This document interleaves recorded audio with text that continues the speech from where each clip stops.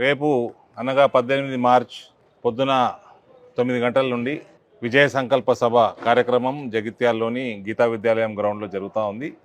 Nizamabad parliament, Karimnagar parliament మరియు Peddapalli parliament నుంచి అందరూ భారతీయ జనతా పార్టీ శ్రేయోభిలాషులు, మోదీ గారి అభిమానులు, భారతీయ జనతా పార్టీ కార్యకర్తలు పెద్ద ఎత్తున తరలి వచ్చి ఈ సభని సక్సెస్ఫుల్ చేయాల్సిందిగా కోరుతా ఉన్నాను. ప్రధానమంత్రి గారు రేపు ఈ సభను ఉద్దేశించి మాట్లాడతారు.